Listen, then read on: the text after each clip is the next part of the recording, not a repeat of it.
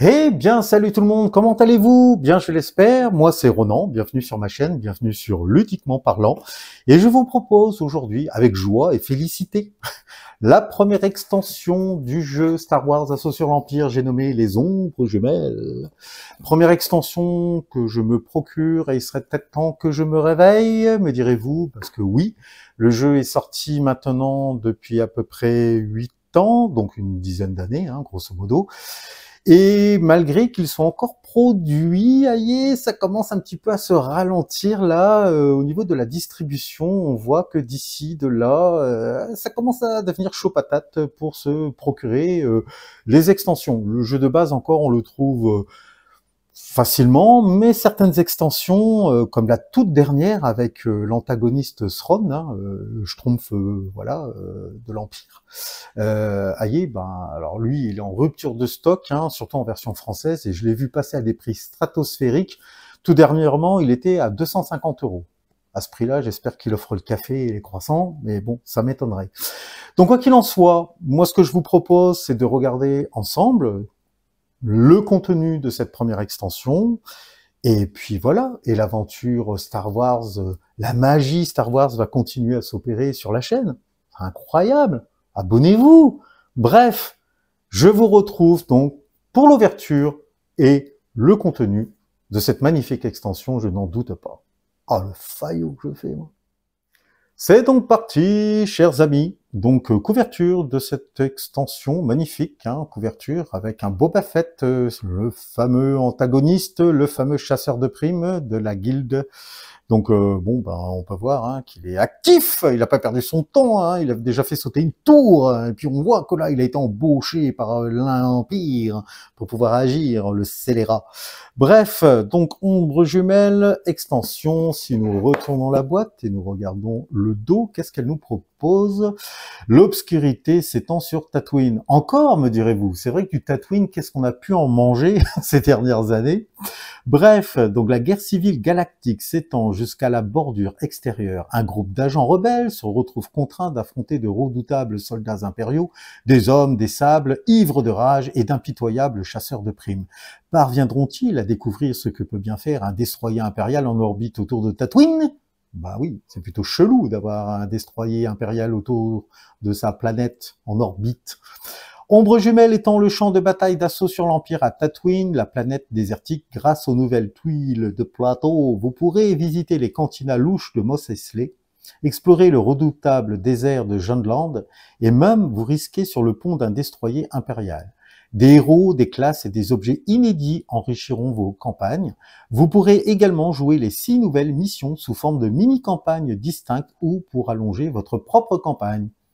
Les nouvelles cartes commandement et déploiement issues de l'univers de Star Wars ajouteront des options originales et enthousiasmantes, youpi, à vos parties en mode escarmouche. Lancez des bandes de pillards Tusken à l'assaut, faites marcher vos Stormtroopers lourds au pas, ou faites équipe avec C3PO et R2D2. Le sort de Tatooine et de l'Alliance Rebelle ne dépend plus que de vous.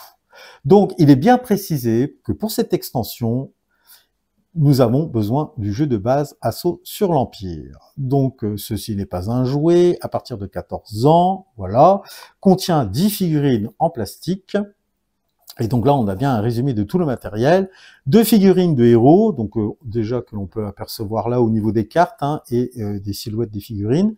Ensuite, 4 figurines de Stormtrooper lourds, 4 figurines de pillards Tusken, 11 cartes déploiement, 6 cartes projet, 4 cartes mission annexe, 5 cartes récompenses, 2 cartes ravitaillement, 6 cartes arctiques, 2 cartes mission d'escarmouche, 18 cartes classe de héros, 9 cartes classe impériale, 3 cartes commandement, 2 fiches héros, 4 cartes état, 12 tuiles de plateau quand même, 5 pions état, 8 pions appareils, 4 pions alliés et antagonistes. Eh oui, c'était ça qui créait la polémique à l'époque, c'est que on avait des pions à la place des figurines, il fallait acheter les mini-extensions pour se procurer les figurines, quoi. Mais oui, on va pas se mentir, c'est beaucoup mieux d'avoir les figurines que des petits pions en carton. Faites un geste pour la planète, bordel de merde. Bon, 10 pions dégâts, 6 pions stress, 8 pions d'identification, 24 autocollants d'identification, une fiche d'escarmouche et un livret de règles. Ok, donc ça, c'est pour le packaging. Ouvrons la boîte sans plus attendre. Alors effectivement, hein, la boîte est plutôt légère comparée à son aîné, hein, la boîte de base. Donc le fameux livre de règles que nous allons feuilleter de ce pas. Alors évidemment, hein, j'apporte votre attention sur le fait que c'est vraiment pas du tout épais. C'est une mini campagne. Hop, alors, concernant le matériel, bah là on a le visuel hein, de tout ce qui nous a été annoncé au dos de la boîte. Hein. Donc effectivement, les 4 pions alliés antagonistes, donc on peut voir déjà que il n'y aura pas Boba Fett et il n'y aura pas R2D2. Ouh. Et là, bon, on nous explique qu'on a bien 10 figurines en plastique, 2 héros, les pillards, voilà. Là, je commence à marmonner. Bref. Donc, on revient pas là-dessus. Qu'est-ce qu'on nous dit? Compte tenu de l'extension Ombre Jumelle vous fournit un matériel inédit qui enrichira vos parties d'assaut sur l'Empire. Nouveaux héros, classes, articles, figurines et bien d'autres éléments qui s'ajouteront à vos parties en mode campagne ou escarmouche. Et oui, rappelons-le, le jeu Star Wars Assaut sur l'Empire propose 2 modes de jeu. Donc, le mode campagne et le mode escarmouche. 2 jeux en un. C'est génial, ça. De plus, vous y trouverez 6 nouvelles missions annexes que vous pouvez incorporer à votre campagne ou enchaîner pour former la mini-campagne Ombre Jumelle. Moi, je pense que je partirais plus dans cette optique, hein, entre nous soit dit. Alors, avant de jouer, s'il s'agit de votre première partie d'assaut sur l'Empire, lisez d'abord le livret d'initiation du jeu de base. Vous y trouverez un tutoriel de mission et toutes les informations nécessaires pour jouer aussi bien à Assaut sur l'Empire qu'à Ombre Jumelle. Bon, ok. Et après, on nous explique la mise en place de l'extension. Chaque extension d'Assaut sur l'Empire est conçue pour s'intégrer facilement au reste de votre collection. Avant d'utiliser celle-ci pour la première fois, détachez soigneusement les pions et les tuiles de plateau de leur plaque de carton. Ensuite, effectuez les étapes suivantes. Ajoutez les cartes projet, commandement, mission annexe et mission d'escarmouche à leurs réserves respectifs. Les joueurs pourront les choisir lorsqu'ils construiront les paquets correspondants pour jouer en mode campagne ou escarmouche. Ajoutez les cartes état, classe, déploiement, articles, récompenses et ravitaillement à leurs paquets respectifs. Ajoutez les fiches héros, les figurines en plastique, les pions et les tuiles de plateau de cette extension à leurs réserves respectifs. Par ailleurs, mieux vaut que les joueurs terminent leur campagne en cours avant d'incorporer le matériel d'Ombre Jumelle au jeu de base. Sinon, je vous dis pas le bordel que ça va être. Là, on nous explique qu'il y a un symbole d'extension. Toutes les cartes, fiches et tuiles de plateau de cette extension comportent le symbole Ombre Jumelle pour vous permettre de les distinguer de celles du jeu de base et des autres extensions. Bah oui, parce qu'à force, si on commence à tout mélanger, ça va être le Bronx. Concernant les missions, Ombre Jumelle comprend 6 nouvelles missions de campagne et 2 missions d'escarmouche inédites pour Assaut sur l'Empire. Donc ça doit être dans la boîte. Mission de campagne, les nouvelles missions de campagne peuvent être utilisées de 2 façons. Chaque mission correspond à une carte mission annexe ou projet et peut donc être intégrée à une campagne complète. Les missions peuvent également être jouées dans un ordre spécifique pour former la mini-campagne Ombre Jumelle. Et concernant les missions d'escarmouche, Ombre Jumelle comprend 2 nouvelles missions d'escarmouche à mélanger au paquet de missions d'escarmouche. Elles se déroulent sur le plateau Cantina de Mos Eisley, décrit sur la fiche de mission d'escarmouche. Très bien. Et puis, donc, du coup, il y a des règles d'extension. Donc, on nous explique qu'il y a des restrictions de cartes déploiement. Certaines cartes déploiement sont réservées à un mode de jeu spécifique dans Assaut sur l'Empire. Celles qui comportent le symbole de déploiement en campagne ne peuvent être utilisées que lors d'une campagne, tandis que celles où figure le symbole de déploiement en escarmouche ne servent qu'en mode escarmouche. Ça, nous l'avons compris. Après, il y a le type de tuile. Chaque tuile de plateau d'Assaut sur Empire correspond à un ou plusieurs types de tuiles associées à l'environnement qu'elle représente. Ces types n'ont pas d'effet direct dans le jeu, mais d'autres accessoires peuvent s'y référer. Ok, donc forêt, désert, intérieur. Okay. Donc là, on nous explique qu'il faudra aller chercher les tuiles du jeu de base. Pour la forêt, dans le désert, ça va être un mix des deux. Et pour donc les tuiles d'intérieur, donc il faudra prendre les tuiles numérotées d'Ombre Jumelle de cette extension.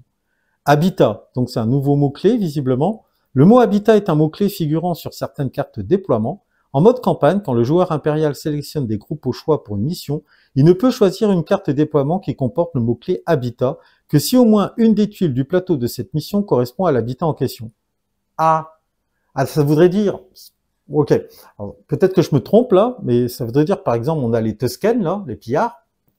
Si on n'a pas de tuiles désert, on ne pourra pas les retrouver dans certains autres environnements, quoi. J'imagine. Hein. Bon, après, on a quoi? Carte classe. Certains héros comme Biv Bodrick ont parmi leurs cartes classe certaines cartes articles portant un coût en XP. Ces cartes peuvent être achetées avec les XP comme les autres cartes classe et on les utilise comme les autres articles de même type. Si un joueur désire vendre un de ses articles après l'avoir acheté, il peut le faire, l'article lui rapporte 50 crédits comme n'importe quelle autre carte article ne comportant pas de coût en crédit. C'est déjà le cas dans le jeu de base. Nos personnages peuvent effectivement revendre du matériel. Je pense entre autres à leur arme de dotation, mais bon, on ne remporte que 50 crédits, quoi. Pion appareil, ça c'est nouveau. L'héroïne Saskia Teft utilise des pions appareils qui lui confèrent de puissantes capacités à elle et à ses alliés rebelles. Ces pions n'ont pas de fonction propre et n'interviennent que dans le cadre des capacités figurant sur la fiche héros et les cartes classes de Saskia. Lors de la mise en place en mode campagne, si Saskia Teft c'est classe son nom, je trouve. Si Saskia Teft, c'est pas mal, fait partie des héros choisis, placez les pions appareils près de la zone de jeu où ils constituent une réserve. Au cours d'une mission, les capacités de Saskia peuvent permettre aux figurines amies de s'approprier et de défausser ces pions pour obtenir des effets bénéfiques. Le nombre de pions appareils que les figurines peuvent s'approprier collectivement est limité aux 8 fournis dans cette extension. Une figurine peut s'en approprier autant que son joueur le désire dans cette réserve. Ouais, donc elle a un rôle de soutien. Et donc là, c'est sa représentation, là, elle est classe, elle est sympa. Alors, ajout au guide de référence. Cette section présente de nouvelles combinaisons de règles ainsi que des précisions absentes du guide de référence du jeu de base, en particulier concernant le nouveau matériel fourni dans Ombre Jumelle. Si une entrée de cette section comporte le même titre qu'une de celles du guide de référence, les informations qu'elle contient s'y ajoutent. Comme dans le jeu de base, si une règle de cette section contredit l'une de celles présentées dans le livret d'initiation ou le guide d'escarmouche, c'est elle qui l'emporte. De plus, si une règle de cette section contredit l'une de celles du guide de référence, c'est celle de cette section qui l'emporte. D'accord, donc elles ont priorité. Les attaques. Certaines capacités permettent à une figurine d'effectuer une attaque dont le type et la réserve d'attaque diffèrent de son attaque normale. Quand un héros effectue une attaque avec une réserve d'attaque qui n'est pas liée à ses armes, comme l'attaque au corps à corps, accrochage au corps à corps de la fiche héros de Biv Baudric, il ne peut utiliser aucune des capacités de ces dernières pendant l'attaque en question. Quand une figurine correspondant à une carte déploiement effectue une attaque utilisant une réserve d'attaque différente, comme l'attaque au corps à corps, accrochage au corps à corps de la carte déploiement de Biv Baudric, l'attaque en question peut malgré tout déclencher ses capacités d'adrénaline, sauf si le contraire est précisé sur la capacité qui provoque l'attaque. Après, on nous parle des tests d'attributs ici. Beaucoup de tests d'attributs imposés par les règles de mission nécessitent que la figurine qui les effectue interagisse avec un objet, comme un pion mission, un terminal ou une porte. Bon, ça, on sait, on l'a déjà fait. On parle alors de tests d'attributs sur un objet. Certaines missions permettent à n'importe quelle figurine rebelle, et pas seulement au héros, d'effectuer des tests d'attributs sur des objets. Dans ce cas, des alliés peuvent interagir pour effectuer ces tests comme n'importe quel héros. Les figurines d'élite reçoivent automatiquement un succès lorsqu'elles effectuent un test d'attribut. Les figurines ordinaires ratent automatiquement les tests. Ok. Vous, sur plusieurs cartes, le mot « vous » désigne la figurine et non le joueur qui la dirige. Par exemple, si une carte déploiement indique quand vous attaquez, vous pouvez relancer un dé d'attaque. Toute figurine appartenant au groupe représentée par cette carte peut relancer un dé lorsqu'elle attaque. Si un effet correspondant à une figurine indique que vous devez vous approprier un pion, gagner des points de vie ou manipuler des cartes, ou si elle se réfère à votre armée ou à vos figurines, ce mot désigne le joueur qui dirige la figurine. Ok. Donc là, Boba Fett en action dans la cantina, j'imagine. Et la mini-campagne. Donc mise en place de la mini-campagne. Donc on nous rappelle qu'il y a 6 missions. Et donc il parle d'une durée de 6 à 8 heures. Avant de commencer une nouvelle mini-campagne, n'effectuez que les étapes 1 à 3 de la mise en place de campagne. Donc là, il faut retourner sur le livret du guide de référence. Ensuite, effectuer les étapes suivantes. Constitution du paquet de cartes projet, amélioration des héros. Chaque héros reçoit 3 XP et le groupe de héros reçoit collectivement 400 crédits par héros. Ensuite, les héros résolvent une séquence d'amélioration rebelle. Ah oui, quand ils achètent des cartes arctiques pendant cette séquence, les rebelles piochent 10 cartes au lieu de 6 dans le paquet de cartes arctiques de l'échelon 1. D'accord. Amélioration du joueur impérial, le joueur impérial reçoit 3 XP. Ensuite, il résout une séquence d'amélioration impériale, mais saute l'étape où il peut acheter des cartes projet. Donc il y a des petites différences. 4. Mise en place de la mission d'introduction. Les joueurs sont désormais prêts à mettre en place et à jouer la mission d'introduction de la mini-campagne. Donc il s'agit de la mission traquée. Jouer la mini-campagne se joue comme une campagne complète. Contrairement à celle d'une campagne complète, les missions de la mini-campagne sont considérées comme des missions de l'intrigue et se jouent dans un ordre précis. On ne joue pas de missions annexes lors de la mini-campagne. D'accord, ok, oui, là il y a aussi une différence. Pendant la séquence de mission, les joueurs rebelles ne choisissent pas la prochaine mission à résoudre en fonction des cartes mission annexes ou mission de l'intrigue active. Au lieu de cela, l'épilogue de chaque mission indique quelle sera la mission suivante à résoudre. Et puis effectivement, il y a les épilogues. Quand vous jouez la mini-campagne, le texte de fin de mission indique aux joueurs de résoudre un événement supplémentaire. Ces événements sont désignés sous le nom d'épilogue et fournissent des textes narratifs supplémentaires ainsi que des récompenses spécifiques à la mini-campagne. De plus, les épilogues précisent quelle mission les joueurs doivent résoudre ensuite. Les joueurs doivent alors reporter le nom et le numéro de page de cette mission dans la case mission suivante du journal de campagne.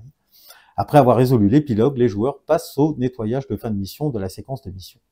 Le journal de campagne, comme pour une campagne complète, les joueurs reportent sur un journal de campagne les informations relatives à leur progression dans la mini-campagne. Le journal de campagne de la mini-campagne Ombre Jumelle figure au verso de ces livrets et on l'utilise comme celui du jeu de base. Bon, on nous rappelle que, bon, là je pense que c'est mort, mais on pouvait télécharger une version imprimable sur Edge. Voilà. Et après, donc, passer cette page-là, je ne vais pas vous spoiler le reste, hein, on a donc les 6 missions de cette mini-campagne. Et au dos, nous avons bien le journal de campagne d'Ombre Jumelle. Incroyable.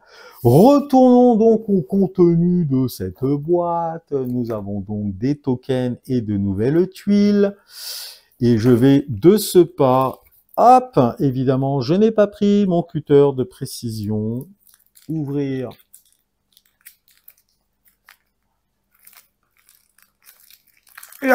L'emballage.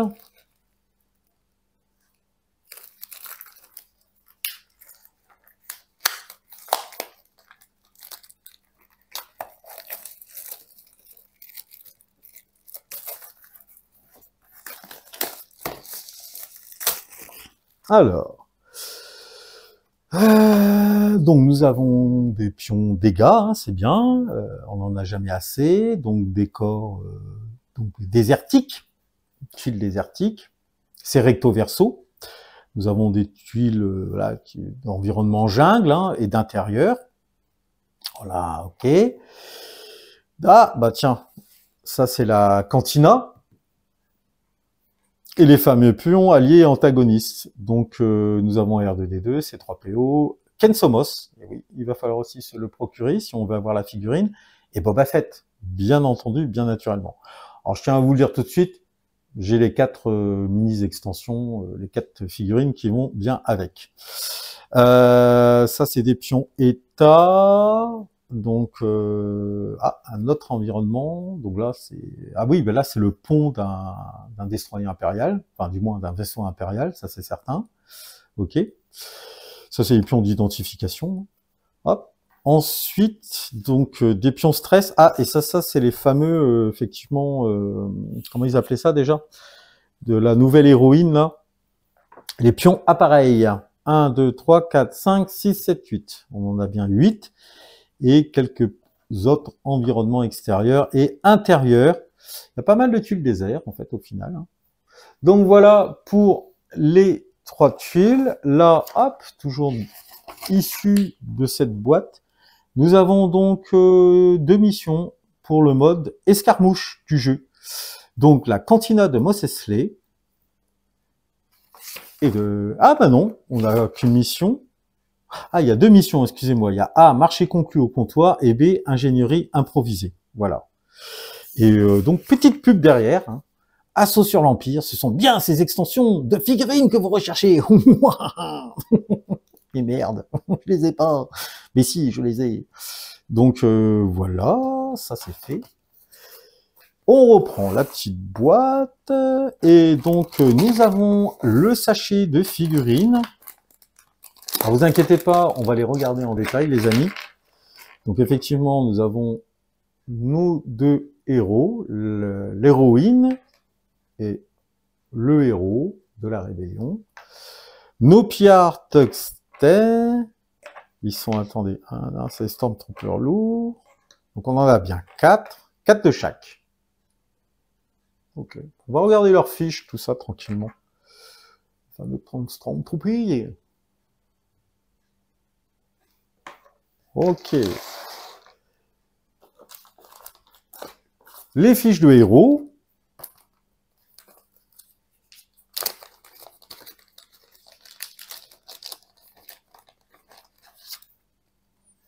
Donc recto verso, hein, lorsqu'on est blessé, on est obligé de basculer de l'autre côté et on perd certaines capacités, certaines aptitudes.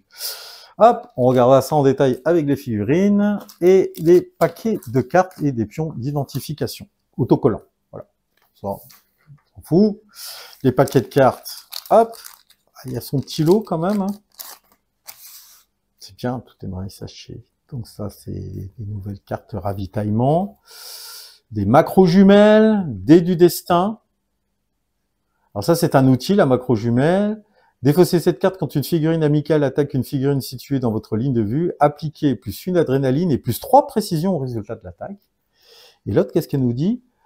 Dés du destin précieux. À la fin d'une mission, vous pouvez défausser un pion caisse pour lancer un dé bleu. Si la précision obtenue est supérieure ou égale à 4, les héros reçoivent 200 crédits. Ah ouais, c'est rentable comme affaire. Ça vaut le coup. Le risque vaut d'être tenté. Ça, c'est des cartes récompenses. Donc ça, c'est des cartes échelon 3. Des cartes classe, nouvelle carte classe. Ah oui. Donc les cartes de nos héros. Hop. Et ça, c'est des cartes état.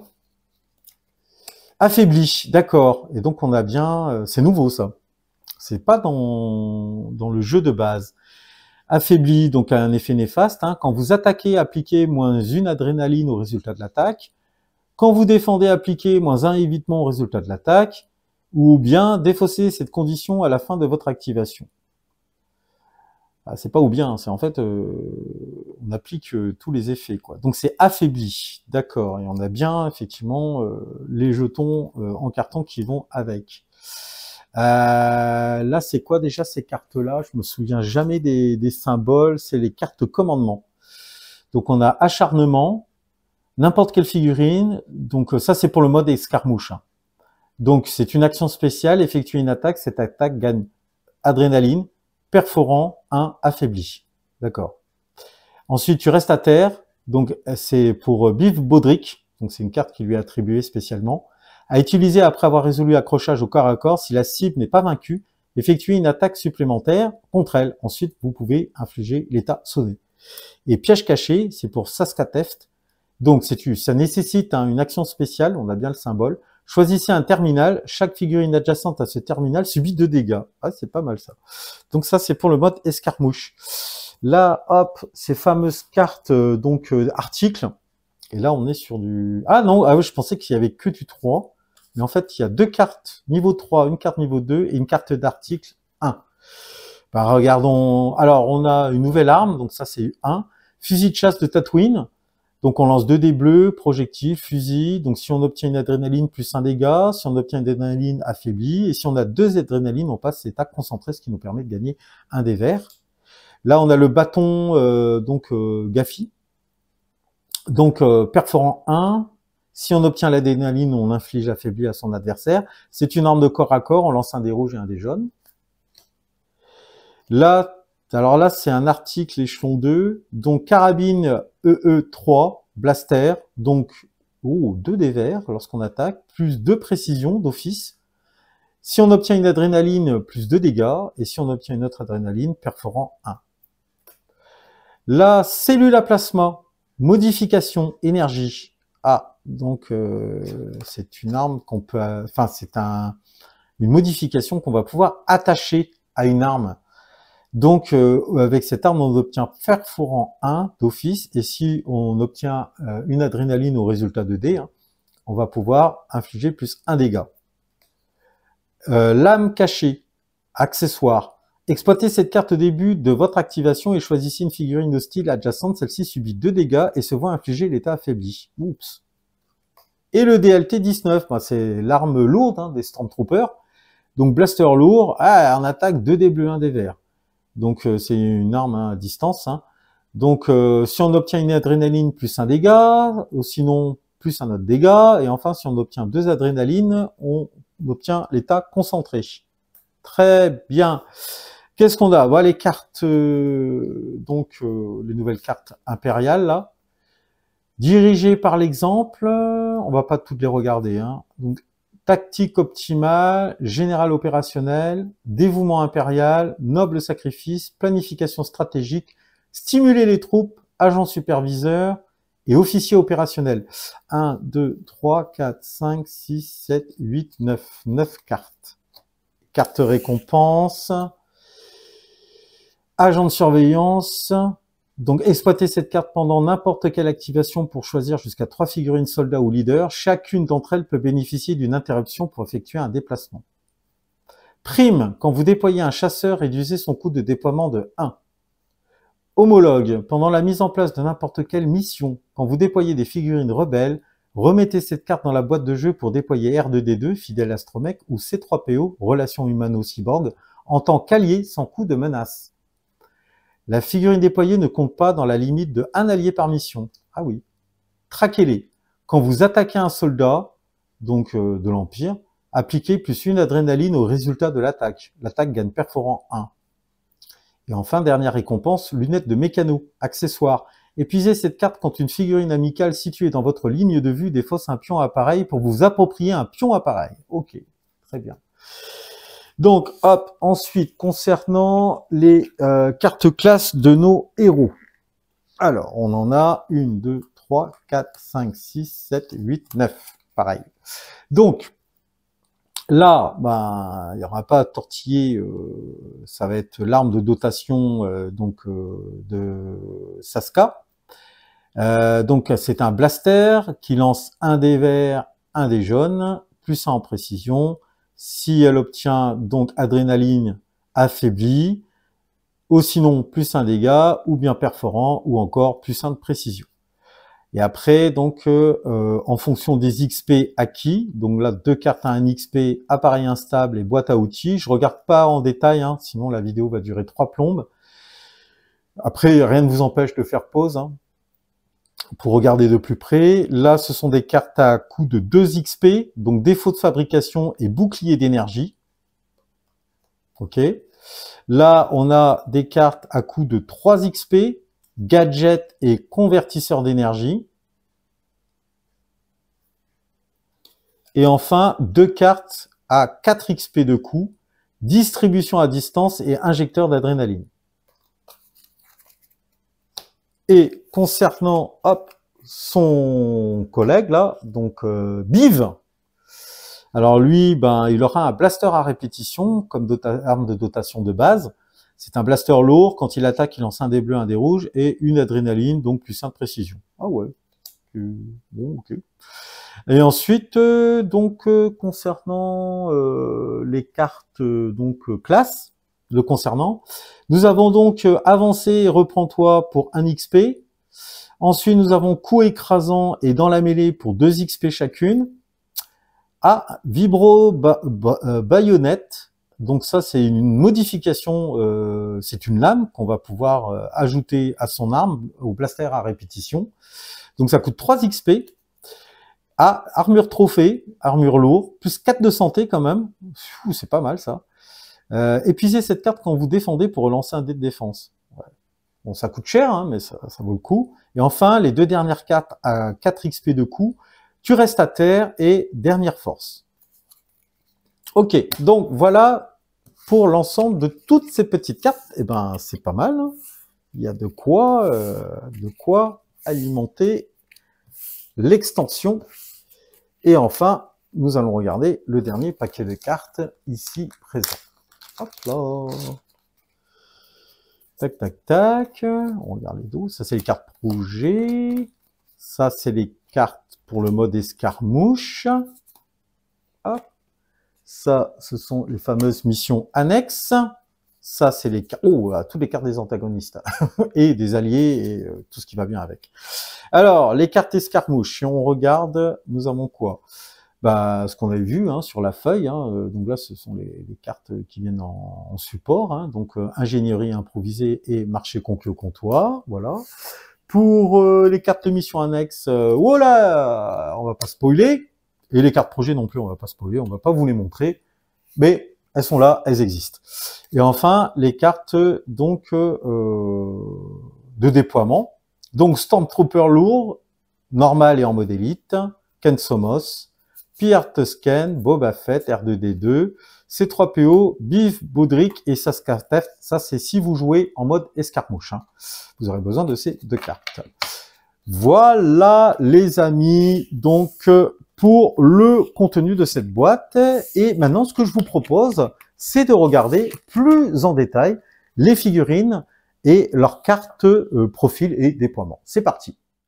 Très bien les amis, chers abonnés, je vous invite donc maintenant à nous intéresser de plus près aux figurines qui sont fournies dans cette extension, les ombres jumelles. Nous allons nous intéresser aux figurines qui sont disponibles dans la boîte et non pas les antagonistes et autres alliés qui sont représentés pour le coup par des pions. Ils feront l'objet d'une autre vidéo un peu plus tard. Nous allons commencer par le personnage de Saska Teft, brillante ingénieure de son état.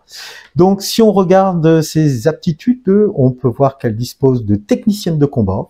Donc, si elle dépense un stress à utiliser pendant votre activation pour que vous, une figurine amicale adjacente, s'approprie un pion appareil, et c'est limité à une fois par activation. Elle dispose également de solutions concrètes. Quand une figurine déclare une attaque, elle peut défausser un pion appareil pour appliquer plus 1 adrénaline au résultat de l'attaque. Et enfin, quand elle effectue un test d'attribut, une figurine peut défausser un pion appareil pour relancer un dé, et ça franchement, c'est pas négligeable. En santé, elle dispose de 11 points de vie, elle a 4 d'endurance, 5 de vitesse, et en défense, elle a tout de même un dé blanc. Concernant ses tests d'attribut, si elle fait un test de force, elle pourra lancer un dé bleu. Si elle effectue un test d'intuition, elle pourra lancer à la fois un dé bleu et un dé vert.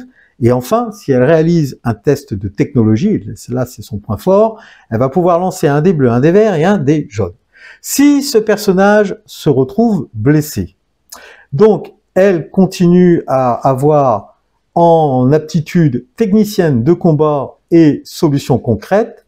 Néanmoins, elle perd le fait de bénéficier de pouvoir relancer un dé lorsqu'elle va pouvoir effectuer un test d'attribut en défaussant donc un pion appareil. Au niveau de sa santé, elle est à 11. Ensuite, son endurance diminue, elle passe à 3. Sa vitesse également est réduite. De 5, elle passe à 4. Et elle maintient une défense avec un dé blanc. En revanche, ses tests d'attribut, eux, sont également modifiés. Si elle effectue un test d'attribut de force, elle lance un dé rouge.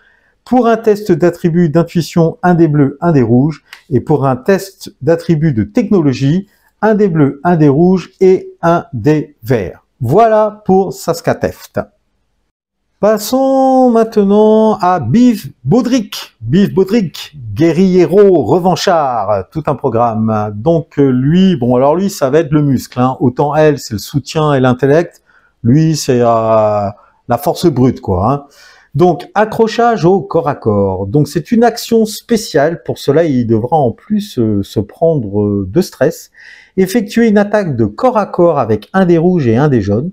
Ensuite, effectuer une attaque supplémentaire contre la même figurine au moyen d'une arme, donc à distance. Ah ouais, tout de même. Je comprends pourquoi ça coûte aussi cher.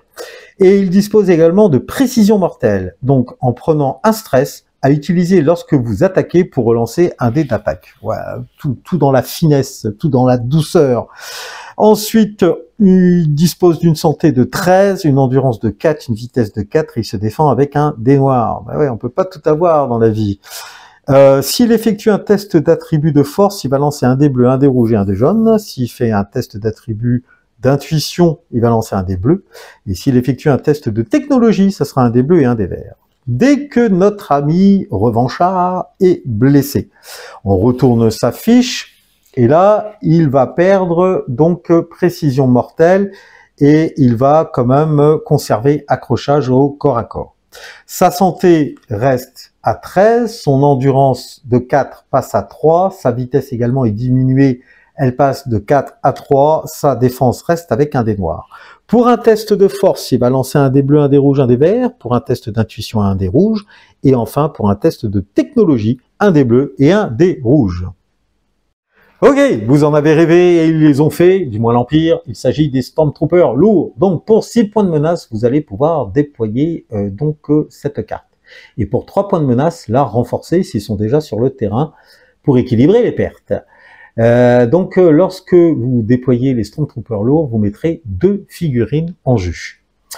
Ils disposent de plus 2 en précision. S'ils obtiennent plus une adrénaline à leur résultat de dés d'attaque, ils vont pouvoir infliger plus 1 dégât, ou au choix, souffle 1 dégât. Donc le souffle, hein, je rappelle que tous les personnages qui sont adjacents à votre cible vont se ramasser 1 dégât pour l'occasion. C'est la maison qui régale.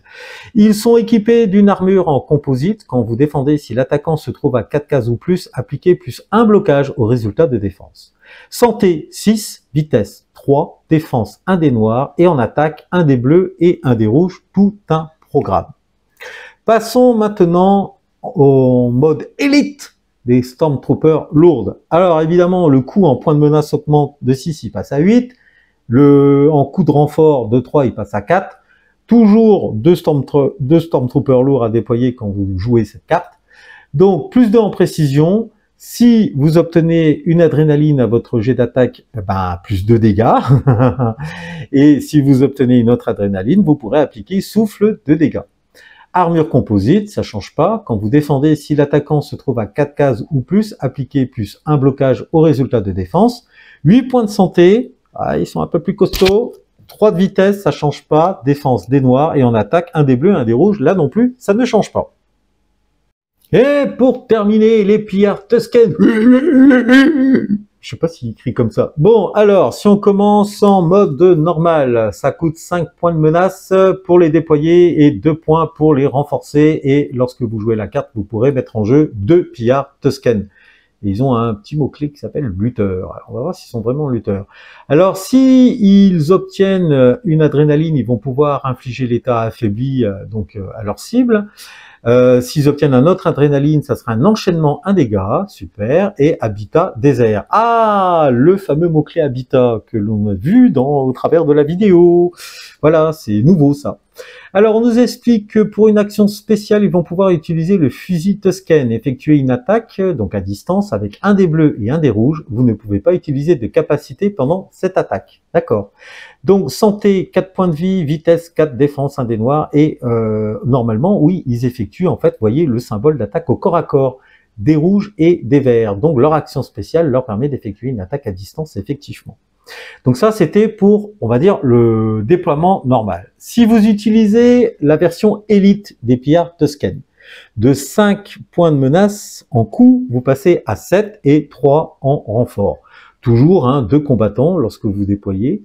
Et donc là, vous obtenez plus 1 dégât. Si vous obtenez donc une adrénaline, vous pouvez infliger l'état affaibli à votre cible. Si vous obtenez un autre adrénaline, vous pouvez effectuer un enchaînement, 1 dégât, et toujours pareil, habitat désert. Pour une action spéciale, là encore, fusil Tusken, effectuer une attaque à distance avec 1 dé bleu et 1 dé rouge, vous ne pouvez pas utiliser de capacité pendant cette attaque, ok.